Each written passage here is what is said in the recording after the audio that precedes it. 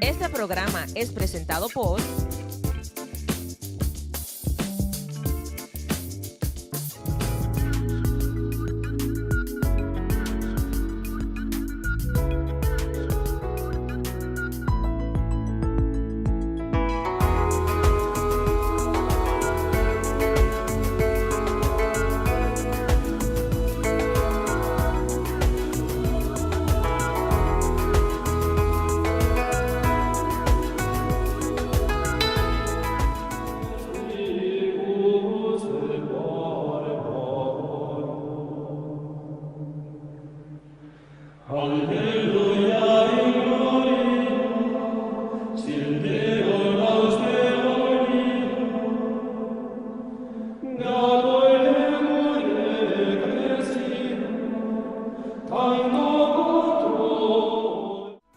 Muy buenas noches. Pedofilia y otros delitos sexuales cometidos por sacerdotes y hasta por el nuncio en una década en la Iglesia Dominicana, Católica Dominicana. Desde el 2003 al 2013 es nuestro tema hoy en Ser Humano. Vamos a hablar de los casos más recientes, del caso del nuncio, del padre Johnny en Constanza, del padre Alberto en Juncalito y también del sacerdote Domingo Espinal. Un sacerdote que fue condenado por un hecho cometido cerca del 2003 y en el 2010 la Suprema Corte de Justicia ratificó la condena, 15 años de prisión por una violación a un niño de 12 años, un niño que ya hoy siendo un adulto joven intentó suicidarse, no ha podido concluir los estudios, no ha podido mejorar con las terapias y dice el padre que está en unas situaciones que él no lo puede manejar. Y el padre Domingo Espinal, aún con esa condena, hasta hace unos días estaba libre. Sobre estos temas hablaremos con el padre Rogelio, también escucharemos mensajes de Monseñor Víctor Masalles, escucharemos también declaraciones de las periodistas que han trabajado muchos de estos casos, Nereida Félix y Edith Febles, y la posición de la colectiva Mujer y Salud, que dirige Sergia Galván. Este tipo de situaciones es para que nos cuestionemos, porque esos males no son nuevos en la Iglesia Católica. Yo creo que era el momento de decir, hemos fallado. Que predique con el ejemplo. Yo creo que lo que agrava, y la Iglesia lo ha comprendido así, es el silencio y es la impunidad. Los tiempos han cambiado y las autoridades eclesiales no se han dado cuenta.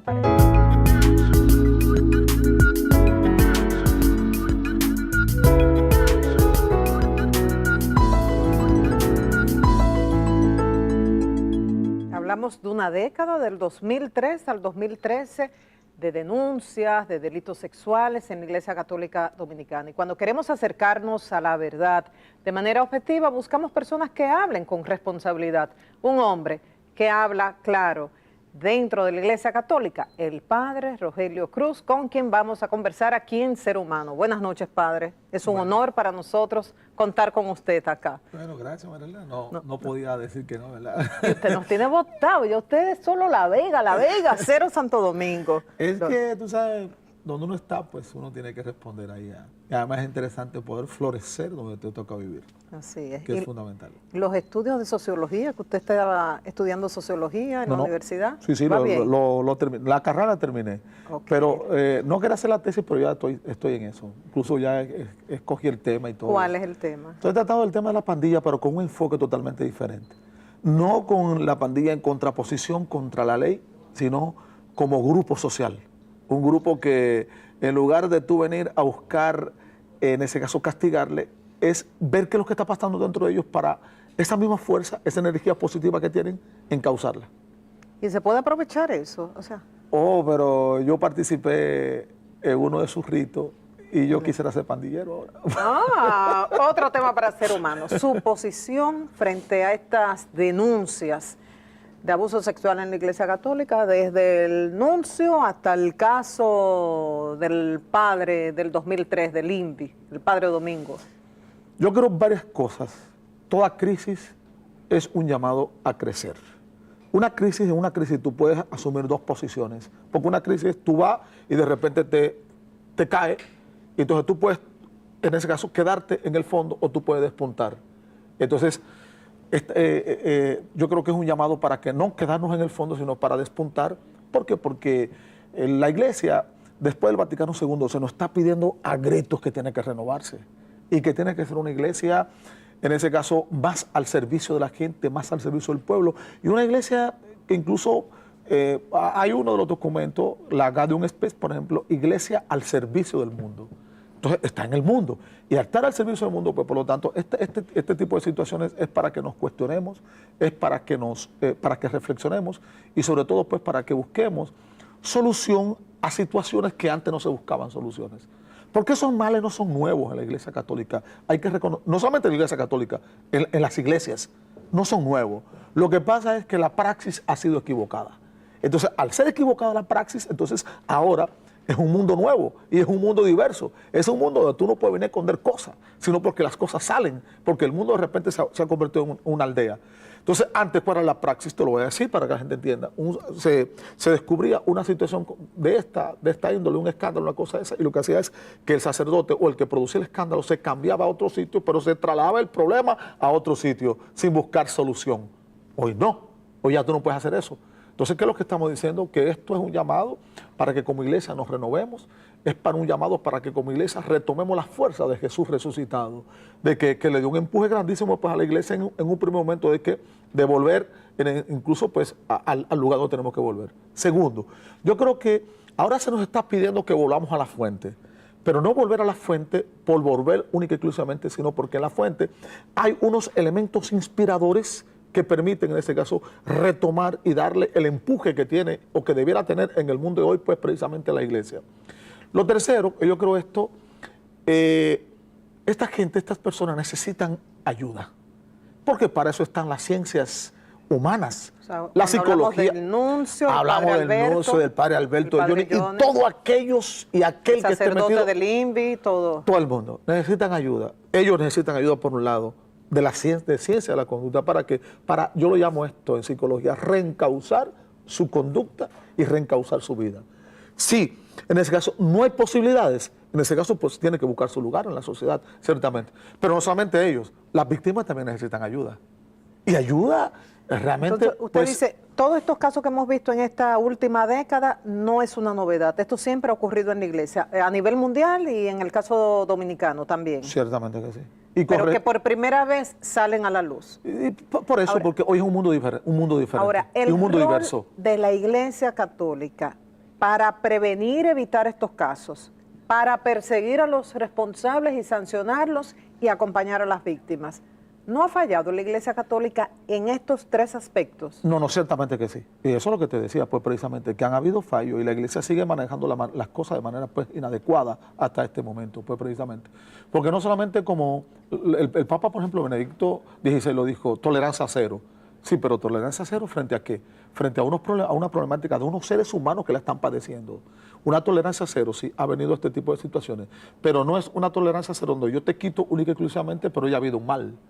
Un mal que padeció una persona que era miembro de esa institución y ha habido un mal también que están padeciendo personas, otro tipo de personas también. Pues por lo tanto la tolerancia cero debe acompañada con un proceso, debe ir ciertamente acompañada de un proceso donde real efectivamente se busquen soluciones que permitan pues precisamente reencauzar la conducta del ser humano y sobre todo pues ayudar tanto al victimario como a las víctimas. Yo entiendo los métodos actuales. ¿Qué le parece la respuesta de la iglesia? El perdón, el mensaje de perdón del cardenal, lo que dijo, yo fui que llevé el caso al Vaticano, desautorizaron a Monseñor Agripino, aunque luego dijeron, bueno, no fue eso lo que quisimos decir. Un caso muy mal manejado por parte de la iglesia. La iglesia se manejó muy mal en ese sentido, pues precisamente yo creo que el hecho de haber dado una rueda de prensa, salió otra gente hablando después por el otro lado, yo creo que era el momento de decir, hemos fallado. El obispo, por ejemplo, de La Vega lo dijo claro, todos somos pecadores.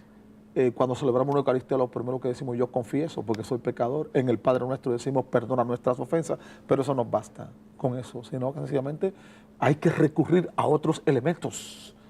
Además, el caso fue muy mal manejado, pues precisamente porque se desautorizó incluso hasta miembros mismos de la iglesia en aquel momento, que no era conveniente, Agripino, pero no era conveniente en aquel momento, sino que era sencillamente nosotros frente a esta postura, reconocemos que hemos fallado, pedimos disculpas, y no solamente pedimos disculpas, sino que comenzaremos un proceso, tanto con esta persona, vamos a investigar a esta persona hasta buscar la verdad, y sencillamente haremos lo que haya que hacer justo, y pedimos a la población que nos acompañe pues precisamente en este proceso delicado. Usted que ha estado trabajando tan activamente en la iglesia, aquí en Santo Domingo, en La Vega, en Cotuí, donde quiera que le envían, ¿es posible que estos hechos se estén cometiendo durante 4 o 5 años sin que los superiores de la iglesia se enteren? Tanto en el caso del padre, del nuncio, del padre Alberto, del padre Johnny, y la lista es larga. No somos seres terminados. Entonces, la problemática es que el sacerdote, cuando terminó, que le asignaron una responsabilidad, él cree que es un ser terminado, y no es un ser terminado. Es un ser que necesita de acompañamiento, es un ser que necesita en este caso pues precisamente de un seguimiento, y es un ser que necesita pues precisamente continuamente estarse revisando. ¿Y su superior entiende eso? Esa es la problemática, que entonces que tú te consideras un ser terminado y ya tú crees que nadie puede decirte nada, ni O tienes sea, que que oír a nadie. faltó vigilancia, supervisión. Y está faltando, y está faltando. O sea, y nos está faltando, te lo digo con toda responsabilidad y con toda conciencia, está faltando un acompañamiento más serio a todos los que van incluso saliendo, porque es que hemos terminado unos estudios tanto de filosofía como teología, pero ahí no termina la vida de un ser humano. Necesitamos otros espacios. Esta situación ha provocado muchas reflexiones de parte de diferentes sectores de la iglesia. Antes de irnos a comerciales, vamos a escuchar parte del mensaje de Monseñor Víctor Masalles, obispo auxiliar de la diócesis de Santo Domingo. El problema de la pedofilia no es un problema de los católicos. Ahí es que hay un error. Tratando de decir que la iglesia tiene tantos brillos, tantas cosas buenas, cuando dice el problema de la pedofilia no es un problema de los católicos. Eso es un error serio. Porque sí es un problema de los católicos. Aunque no sea un problema solo de los católicos, y ni que sean en los católicos en el lugar donde más haya, pero sí sigue siendo un problema porque donde haya pedofilia, donde hay pederastia, donde hay problemas de abusos sexuales con los niños, ese problema está en la iglesia entonces. Y si está en la iglesia, es un problema católico. Es un problema que hay que afrontar. ¿Y qué quiero? ¿Tapar el sol con un dedo? ¿Y qué quiero? Decir lo que no es.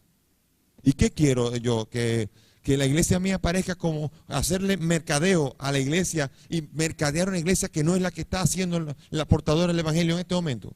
Con todas sus limitaciones como la que tiene. No, no se puede. Hay que ser humilde. Eso es presunción. El que quiere simular una iglesia que no es la que tiene, ese es un presumido. Y pasa muchas veces que la persona se va a otra iglesia, suponiendo que allí resolvió. Y vaya usted a saber, en cualquier sitio en donde usted quiera salirse para caer en otro sitio, el problema se lo lleva para allá. Porque allá se va a encontrar lo mismo. Se va a encontrar otras realidades. Y ese es el mayor acto de amor que uno puede tener para con la iglesia de Cristo. Trabajar para salvar los platos que se han roto. Nosotros no podemos seguir en la época de la Inquisición, de la Edad Media. Este mundo ha cambiado muchísimo, ha evolucionado muchísimo. Al contrario, la iglesia, su papel debe ser acompañar procesos.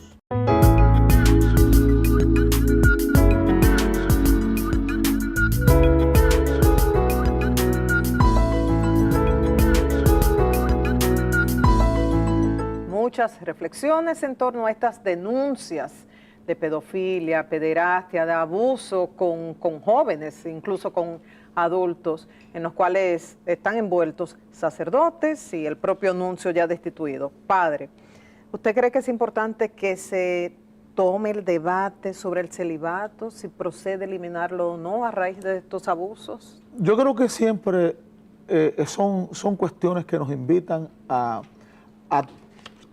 porque las cosas que están así, que han sido establecidas, oye, tú puedes, en este caso, continuamente establecer un diálogo y permanente.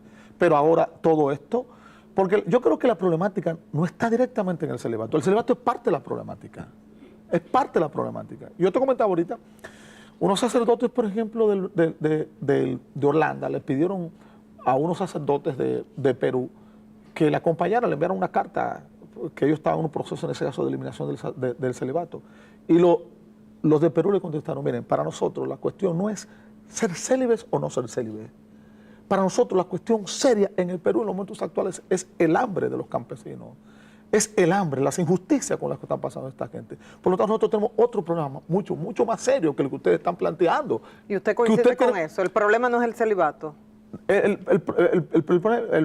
celibato es parte del problema. Pero vale revisarlo, Claro que debe sí. revisarse. Siempre. Acompañado Siempre. de esa pobreza, porque esas mujeres, esos niños son Exactamente. comprados con dinero. Exactamente, tú ves. Ok, Entonces, celibato. Concordato. Entiendo. Entonces, discúlpame con lo del celibato, Ajá. porque mira, entonces esto es porque es una cuestión seria. El celibato no es algo de origen, en este caso, pues, bíblico. Esto surge en el 513 con el Concilio de Elvira, precisamente por desórdenes al interno. Y se pone como una norma, única y exclusivamente. Pues, por lo tanto, una norma no tiene que ser por obligación algo que se mantenga. Puede ser revisado. El Puede ser concordato, revisado. algo firmado en la dictadura de Trujillo. Han pasado 50 y pico de 60, más de 60 años. ¿Usted no cree que procede que se revise? Claro, No. le estoy preguntando a un hombre de la Iglesia Católica, pero es un reclamo de un segmento de la población. No solamente que se revise, tendríamos mucho más credibilidad como Iglesia Católica cuando, digamos, prescindimos del concordato sin ningún problema. Porque el concordato incluso lo oyeron en latín a Trujillo, y Trujillo ni siquiera sabía latín, y ni siquiera supo lo que firmó en aquel momento, por decirte. Ok. Hoy es un mundo plural. Hoy es un mundo donde lo que la gente está esperando es el testimonio de nosotros. No son las prebendas que tengamos o no tengamos. No son las cosas que podemos conseguir o no conseguir. No es lo que tú tengas o no tengas, es el testimonio. Y aquí sí que es lindo lo de Juan el Bautista y Jesús. Pues Juan el Bautista le mandó 2 discípulos a Jesús. Dinos si tú eres el Mesías o no eres el Mesías. Y Jesús le dijo entonces a los discípulos, vengan y quédense conmigo. Y se quedaron toda la tarde. Y al final le dijo, vayan y díganle a Juan lo que ustedes han visto y oído. Por lo tanto, Jesús predicaba con el testimonio. Eso es lo que queremos una iglesia hoy. Que predique con el ejemplo. Más que estar sujeta a concordato, que no concordato, eso hoy no tiene ningún sentido. Aferrarse a eso es aferrarse a una tabla de salvación que no tiene sentido. Padre, ¿tiene la Iglesia Católica autoridad para acusar a una institución como Profamilia de promover la promiscuidad por sugerir protección sexual a jóvenes ya activos sexualmente, cuando sus sacerdotes ejercen esa promiscuidad, pero abusando de jóvenes, de niños? Esto no les resta autoridad. Yo te decía anteriormente que hoy es un mundo plural y un mundo diverso. Nosotros no podemos seguir en la época de la Inquisición, de la Edad Media. Este mundo ha cambiado muchísimo, ha evolucionado muchísimo. Al contrario, la iglesia, su papel debe ser acompañar procesos. Y en ese acompañar procesos, entonces ir no dando soluciones, sino buscando hoy solución con la gente, es lo que nos están pidiendo. El mismo Papa Usted es nos está pidiendo. partidario de jóvenes que están activos, que se les diga protéjanse de enfermedades, protéjanse de un embarazo no deseado. No solamente protéjanse, nosotros estamos manejando casos, eso es parte de lo que es la moral católica que estudiamos incluso, pero hoy también la gente, no le hemos dicho que estudiamos también lo que es la cuestión de la moral particular, es decir, pasar de la generalidad a lo particular. Pues yo estoy en un barrio y, por ejemplo, la moral me dice a mí, lo que yo estudié fue que no puedo usar esto, que no puedo usar lo otro, pero ¿y si el señor llega borracho y va a violar y hay 4 muchachos en una casa? ¿Qué tú le vas a decir a la señora? Que no use, por ejemplo, los preservativos, no use lo otro. Entonces ya viene lo que son la moral, lo que llaman moral particular. Pues por lo tanto que tú tienes que ver cada caso particular y entonces tú pasas de lo general a lo particular y tienes un resultado pues totalmente diferente. ¿Es justo, padre, que la iglesia critica a un embajador designado de Estados Unidos por su opción sexual, por ser homosexual, en una relación de consentimiento entre adultos, cuando vemos casos que se abusa de niños? O sea, no somos quienes, yo repito, reitero, no somos quienes para andar diciéndole a nadie lo que tiene que hacer con su vida, lo que tiene, tú das líneas generales y tú acompañas procesos, es por dónde es que va la cuestión en los momentos actuales. Tú acompañas procesos, tú das líneas generales, pero ese papel de inquisición hoy, en el mundo de hoy, un mundo plural, un mundo diverso, donde cabemos todos, hay que respetar a todo el mundo. esa línea crítica que usted ha mantenido siempre en la Iglesia Católica, ¿qué precio ha tenido que pagar por haberlo hecho? Yo no he pagado ninguno porque yo he seguido siendo siempre el mismo Rogelio, pero claro que sí. Yo sé, por ejemplo, que yo pago las consecuencias de que me aíslan pero mientras más me aíslan, yo más puedo estar al servicio de la gente. Cuando lo sacaron de Santo Domingo fue por Es eso. una forma de aislarme, es una forma de decir, mira, tú cállate o te ponen el molde. Yo eso lo sé perfectamente y no soy ningún ignorante, pero realmente hoy nosotros estamos construyendo una cosa, algo bien interesante, que se llama la espiritualidad de la resistencia. Vamos adelante, dos fuerzas que nos mueven, a los que nos están aislando. Y sabemos que mientras más tú, en ese caso, piensas diferente en este tipo de instituciones, y no solamente en esta institución, sino también en la sociedad hoy. Hoy esta sociedad no tiene cabida para la gente que pensamos diferente y que actuamos diferente. Porque no solamente se trata de pensar, sino también de actuar después diferente. Porque no es lo mismo tú venir con un pensamiento y después hacer exactamente lo contrario. Entonces nos aíslan y nos arrinconan cada vez más. Y nos ponen trabas constantemente para no poder seguir avanzando. Y hay muchas. Pero hay dos fuerzas que nos mueven, que es el amor y el perdón. Pues por lo tanto, óyeme, yo no tengo que andar con odio ni resentimiento con nadie, sino sencillamente esas dos fuerzas nos van moviendo. Hay muchos como usted, o usted es una minoría así. Somos minoría. Y hoy en América Latina se está hablando de la famosa bolsa de resistencia. Pequeños grupos que dentro de ese conglomerado, que aparentemente es donde va Vicente, donde va la gente, estamos pensando que otro mundo es posible, pero que esto se dañó tanto que no solamente otro mundo es posible, sino que otro mundo es necesario. Y estamos trabajando para que ese mundo... ¿Ha tenido oportunidad de hablar sobre esto con el cardenal? Directamente, claramente. ¿Y cómo? Nunca. Pero con la gente lo hablo. Y estoy metido todo el día con la gente. ¿Cuándo fue la última vez que él sostuvo un diálogo con el cardenal? No recuerdo, ¿no? No, una vez, yo sé, una vez que vino Fernando Mateo aquí al país, cuando el cambio de juguete. El cambio de arma por juguete. Entonces pero trajeron, eso fue como en el siglo pasado, padre. no, en el Antiguo Testamento. Ya. ¿Y Pero él le ha mandado mensajes o algo? No, yo entiendo cómo se llama, porque mira, aquí no se trata de que sea el cardenal Rogelio, aquí lo que trata es Jesús de Nazaret. Y al final él tendrá que dar su cuenta y al final yo tendré que dar mi cuenta. ¿Y quién no entiende en la iglesia, de las autoridades de la iglesia, de los integrantes de la conferencia del episcopado? ¿Quién entiende su línea? Discúlpame, entonces... No me quieres responder. Sí, yo te lo voy a Parece que responder. no hay nadie que te lo voy a entienda. responder. Ajá. Es que hay algo interesante. Ajá. El cardenal Rogelio y todos los sacerdotes, hay cosas que nunca le hemos podido cambiar y que todos tenemos que decirle igual. Esto es mi cuerpo. Cuando tú levantas la hostia que está siendo entregada por ustedes, si yo no estoy entregando mi cuerpo y mi vida por la gente, estoy haciendo un rito vacío. Y eso nadie lo ha podido cambiar en 2000 años. Ahora bien, de que me entiendan o no me entiendan, yo con que Rogelio se entienda y que esté al servicio de la gente, pero hay mucha gente que, por ejemplo, yo te puedo decir, por ejemplo, los otros días yo me encontré con el obispo de La Vega, Monseñor Camilo, y él agarró y me abrazó y me dijo, Rogelio, sigue haciendo lo que tú estás haciendo, tú vas por el camino correcto, tengo que decírtelo con toda honestidad. ¿Y el que menos lo entiende? No me interesa mucho que no me entiendan, si no me entienden. Padre, gracias. Y tenemos un tema pendiente, el tema de las bandas juveniles, a propósito de su tesis, de las pandillas. Sí. Con mucho gusto. Con mucho gusto. Gracias, Padre. Cuando Bendiciones. regresemos, vamos a escuchar a dos periodistas que han manejado casos difíciles de estas denuncias. Nereida Félix, que manejó el caso del padre Johnny en Constanza, y Edith Febles, que manejó el caso de Higüey. Volvemos en breve.